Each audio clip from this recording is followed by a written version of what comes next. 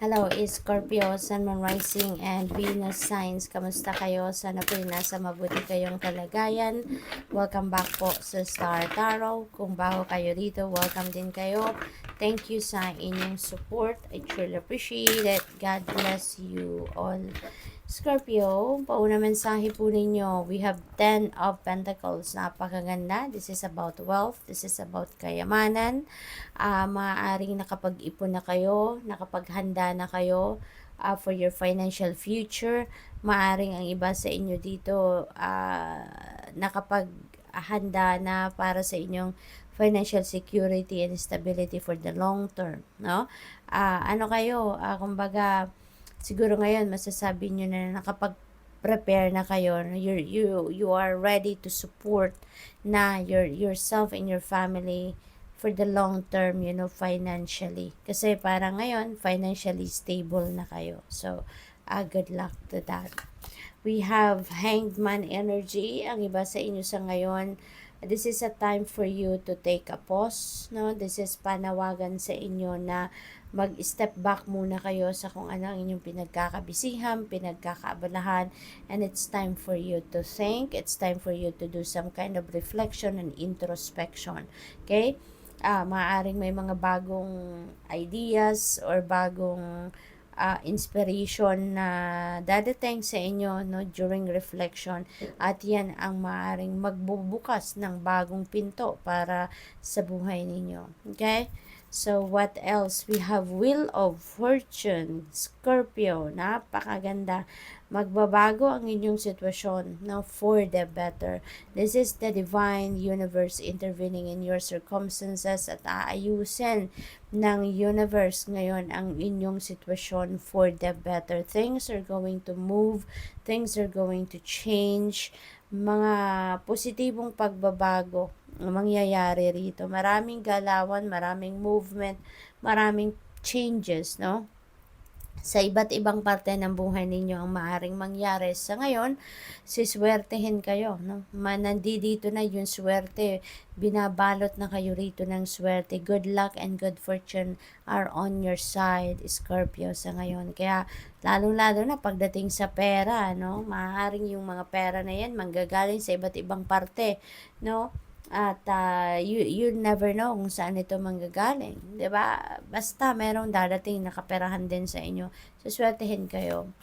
We have Ace of Swords. This is new beginning energy. Maaaring meron kayong pinanggagalingang difficult situation rito, and because there are new insights, new inspiration, there are new information na maaring dumating, Scorpio. This is going to give you an opportunity, no, para mapagtagumpayan mo kung ano man ang difficulty na ito na pinagdadaanan mo. Okay? So ito yung para magiging susi ninyo para magtagumpay kayong malabanan ng kung ano man ang sitwasyon na ito na nahihirapan kayo. Pero you're going to claim your victory. You're going to claim your success, no, sa kung ano man ang difficult situation na ito. Okay? So we have the Hermit energy. This is a time for solitude, no? Binibigyan kayo ng panahon, ng pagkakataon dito na kayo, magnilay-nilay, magmuni-muni kayo, spend time alone, okay? Spend time alone para nang sa gayon wala muna kayong kausap, wala munang gadgets, no, para makapag-focus kayo sa sarili ninyo. You can check in with your soul, you can check in with your heart, no, with your higher self, okay? Number 1, this is a new beginning energy, no? Scorpio. Meron mga biyayang paparating dito sa inyo, sa iba't ibang parte ng buhay ninyo. These are blessings coming your way. At ang mga biyayang ito, no, these are blessings na, kumbaga, unlimited, no? Overflowing of blessing. Sobra-sobra ito para sa iyo. Sobra-sobra to para sa mga mahal ninyo sa buhay, no? So that you can also share these blessings with other people. Okay, Scorpio? Kaya papadalhan kayo ng universe ng overflowing of blessings so that you can share that also with other people. At saka ano ito, kung anong kailangan ninyo, yan ang ibibigay sa inyo. There is unlimited biyaya, no? Ang paparating. This could be abundance also. This could be prosperity, no? Money, love, no? It could be in any area of life na magsisimula kayo. We have fertility, yan. So, napakaganda rin na energy nito kasi this is about prosperity and abundance as well. So, kumbaga, the soil is fertile para sa iyo sa ngayon. Magandang magsimula ngayon ng mga bagay na maaaring minimithi ninyo, gusto ninyo magnegosyo, gusto ninyo mag-invest, gusto ninyo magsimula ng bagong career path dito, no? This is a perfect time for you, no? Kasi parang the soil is fertile para sa iyo. So, you can assure success, no? Sa kung ano man ang sisimulan ninyo sa ngayon. This is creation energy. This is abundant and prosperous energy. This is very nurturing energy. So, napakaganda. Sa kahit anumang area ng buhay ninyo dito, ang ganda, no? It's going to grow. Kung ano man ang sisimulan ninyong gawin sa ngayon. This is number 1. So, ang dami ninyong new beginning energies. This is new beginning, new beginning, new beginning, new beginning, new beginning. So, ang daming ganap, no? Sa buhay ninyo ngayon, Scorpio. Marami kayong sisimulang iba't ibang phase or chapter sa buhay ninyo. With this energy, ang dami ninyong ang daming downloads na maaaring pinapadala sa inyo ng universe sa ngayon. Kaya pay attention to that. Okay? Kasi marami kayong sisimulang bago, no, sa buhay ninyo. And you are divinely guided. Kaya binibigyan kayo ng downloads, ng intuitive messages, vision.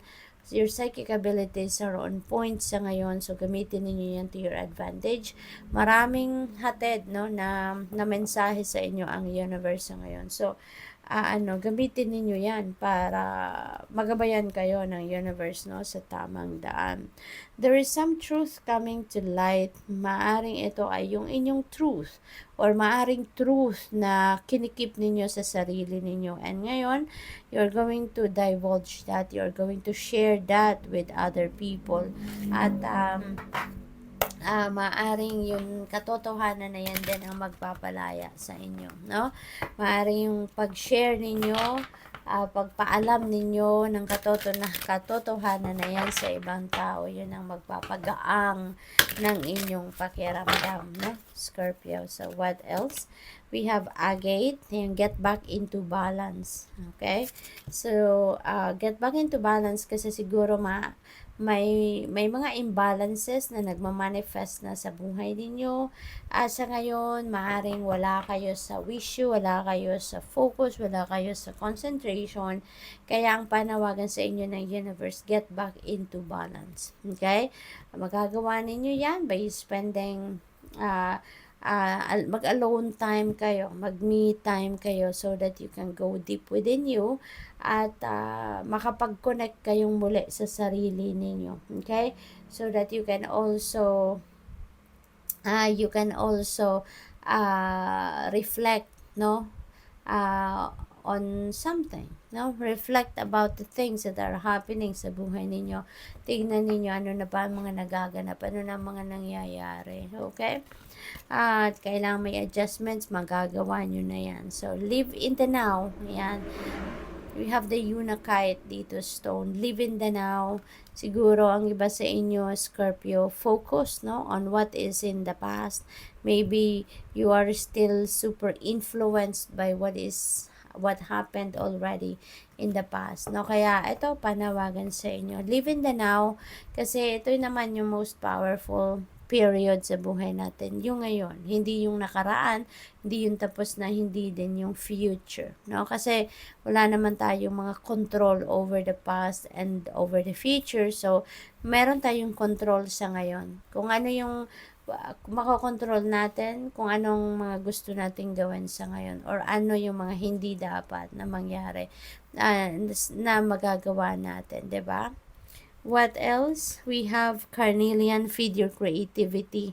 Ayan, so siguro may mga opportunity sa ngayon na kumakatok sa inyo that can help you, no?